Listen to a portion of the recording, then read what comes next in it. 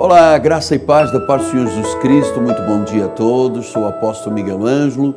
A minha saudação em nome daquele que vive e que reina, o Senhor Jesus Cristo. Saúdo a todos com esta graça maravilhosa de Deus, esse amor do Senhor, as consolações do Espírito Santo. Deixe-me começar esse programa dizendo-lhe de uma paixão que eu tenho por Jesus Cristo. De um amor profundo, intenso e eterno que eu tenho por nosso Senhor e Salvador Jesus Cristo. Ele foi, é e será sempre o único Senhor da minha vida. Ele foi o meu libertador há 45 anos, quando, após um acidente, no cumprimento do serviço militar, que me deixou 2 anos em cima de camas de hospitais, 20 cirurgias, placas, parafusos, grandes cirurgias de grande extensão. Mas a maior obra que Deus fez foi a obra de libertação no meu coração e na minha mente, nas minhas emoções. Porque eu conheci a verdade e a verdade me libertou. Eu venho de uma origem católica, apostólica, romana, e eu fui iludido durante 21 anos da minha vida, pensando que os ídolos, as imagens, reproduziam Deus. Então eu fui um adorador de Nossa Senhora de Fátima, um adorador de São Judas Tadeu, um homem de procissões, um homem de missas, de confissão auricular, porque eu estava debaixo de uma ilusão espiritual. Era como uma cegueira espiritual, era como se tivesse um véu sobre os meus olhos e o meu coração. Quando eu conheci a verdade me libertou. E a verdade me libertou para eu viver de forma sincera e honesta o Evangelho de Jesus. Você sabe que quando a pessoa abraça a fé, abraça um padrão de vida que não é apenas uma filosofia de vida, é que o próprio Deus, em Cristo Jesus, passa a morar no coração e na vida da pessoa. A pessoa se transforma no templo do Espírito Santo. O Espírito do Senhor vive em nós. E onde está o Espírito de Deus, não há lugar, nem pode haver lugar para obras da carne. Entre elas, por exemplo, uma que ofende demasiadamente a Deus, porque ela é a conexão com o diabo, e que faz um mal tremendo à vida da pessoa, que se chama a mentira. O Evangelho é libertador, ele liberta a pessoa das drogas, do álcool, do mundo, da perversidade, do desespero de vida, do engano, da ilusão, e ele liberta o ser humano da mentira. Porque todos nós, de crianças, sem que ninguém nos tivesse ensinado, nós começamos a praticar mentiras. E isto às vezes toma um vulto, porque uma coisa é você dizer, mas eu não falei a verdade porque eu não quis ofender. Eu não falei a verdade porque eu quis me proteger. E há pessoas que estabelecem relações baseadas na mentira. Nenhuma relação baseada em mentira subsiste, seja ela familiar, profissional, governamental. Eu me recordo que, alguns anos atrás, eu ouvi dizer, a economia do Brasil está perfeita, estamos aí com superávit, não há nenhum problema, isto aqui é um paraíso. Tanto que reelegemos, inclusive, uma presidente baseada num contexto socioeconômico que não era verdadeiro, mas criou-se uma ilusão de que era a verdade. A verdade é libertadora, a mentira é escravizadora. O diabo, que é o pai da mentira, ele seduz as pessoas a criarem um mundo que não é o mundo da verdade. Eu tenho explicado isso aqui, que quando a pessoa tem uma compulsão e que mente sistematicamente, criando um mundo, construindo um castelo em cima da areia, criando uma situação que não é a realidade de vida, mas que ela insiste em dizer que é a sua realidade. Ela é, na realidade, um compulsivo mentiroso. E a compulsão pela mentira, pela psicanálise, se chama de quê? Da mitomania. Mitomania é uma compulsão que a pessoa tem de falar coisas, de dizer coisas, de argumentar coisas fora da realidade da vida. E com isso, se isso está na mão de um governante, está na mão de um chefe de família, do marido, do empresário, enfim, imagina que tipo de relação é estabelecida na vida. A mitomania é uma doença, uma psicopatia, que precisa de ser ensinada à pessoa a se libertar, reconhecendo que aquele mundo que ela está criando, a mitomania criou um mundo que não é a realidade, aquilo ali levará, certamente, se não levou, levará a uma vida de escravidão, a uma vida de muito sofrimento. Eu tenho falado aqui, você se lembra de um filme de Leonardo DiCaprio, Prenda-me se for capaz, que ele aparecia como um comandante de avião e não era, um piloto e não era. Tem aí o filho do rei aqui no Brasil, um rapaz que se apresentava como filho do dono de uma das grandes companhias de aviação. Tinha trânsito no meio da sociedade, tinha trânsito no meio do governo e não era. Era mentindo para cobrir mentira, para cobrir esta compulsão escravizadora que é a mitomania. Claro que só o Evangelho pode resolver esta questão.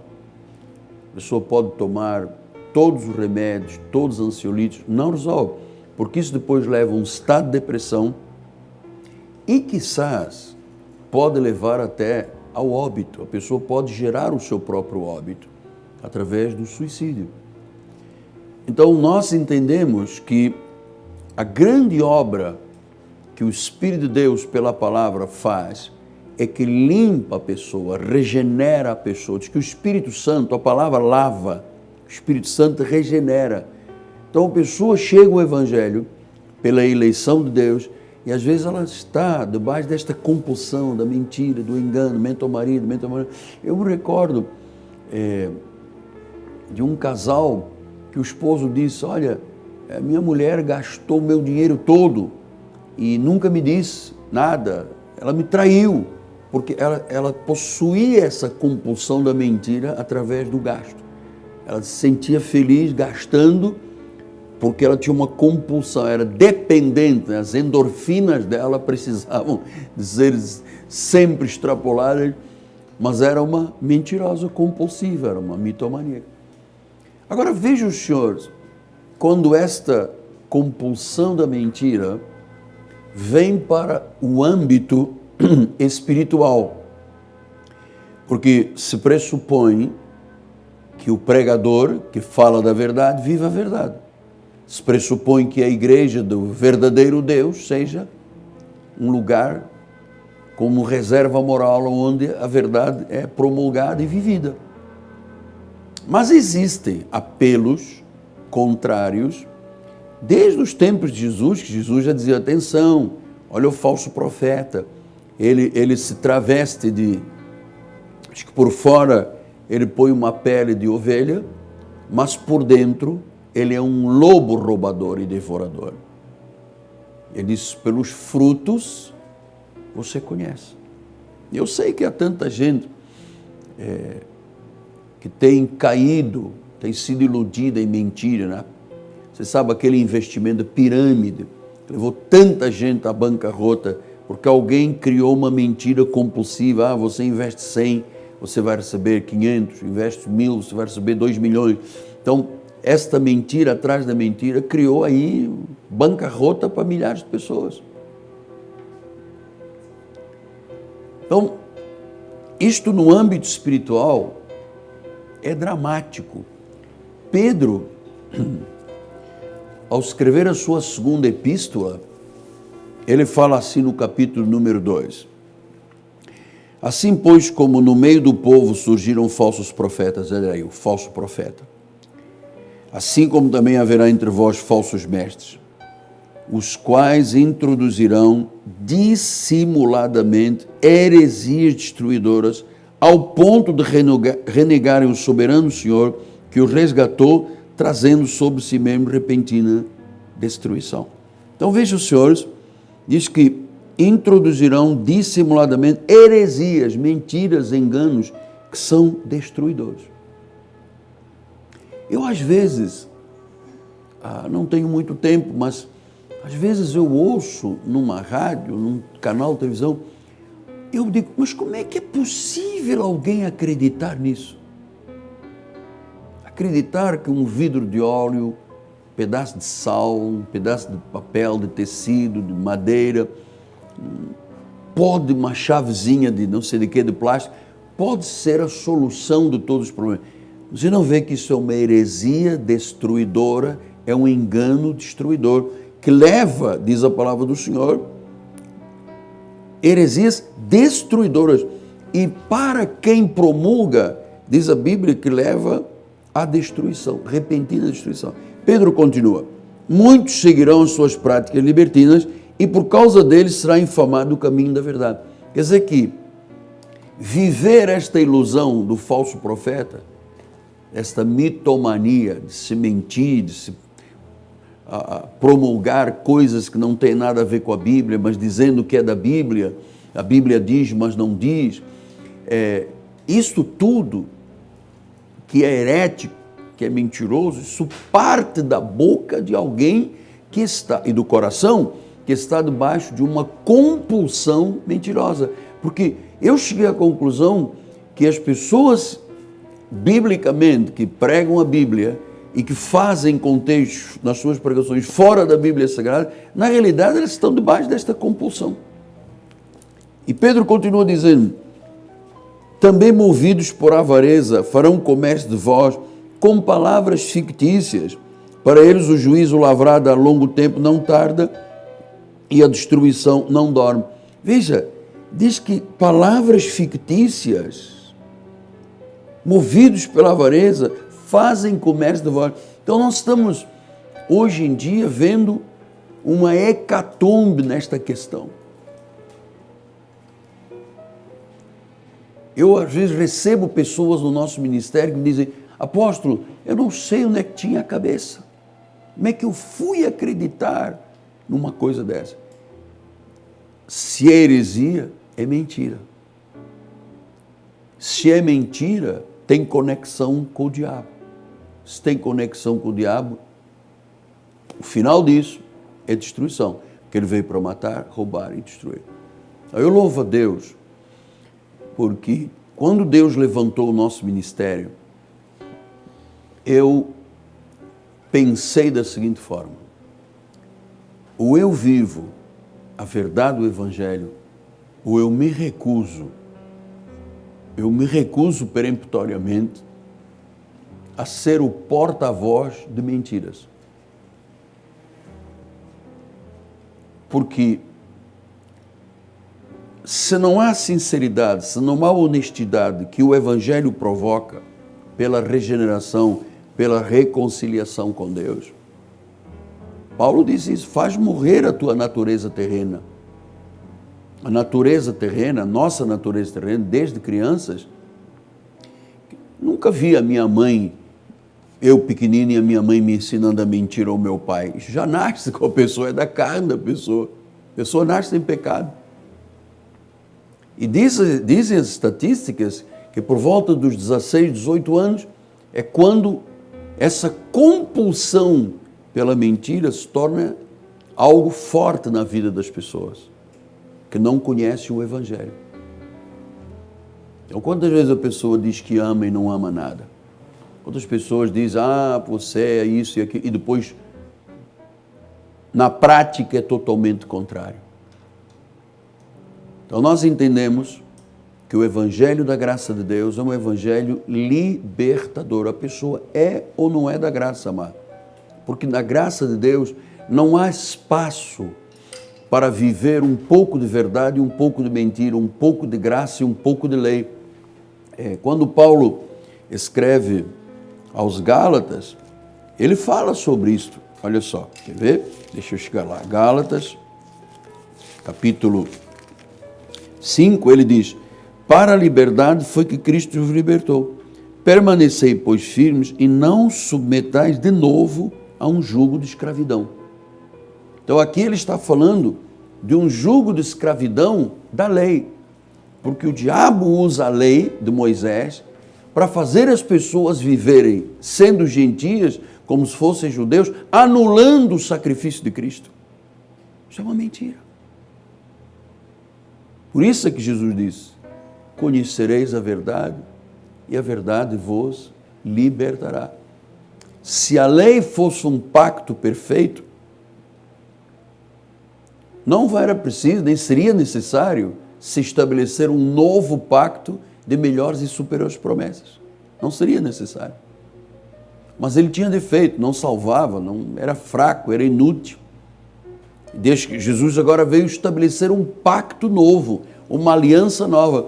E ele disse que ele inscreve na mente e no coração a palavra dele para nós cumprirmos. E ele disse, quando ele diz nova aliança, está prestes a desaparecer a velha. Só que se passaram 2019 anos, senhores, e a velha aliança está arraigada ao coração. E elas não sabem, as pessoas têm que aprender isso, que há um véu no coração. Quando a pessoa, chamado véu de Moisés, quando a pessoa se converte, que o véu é retirado.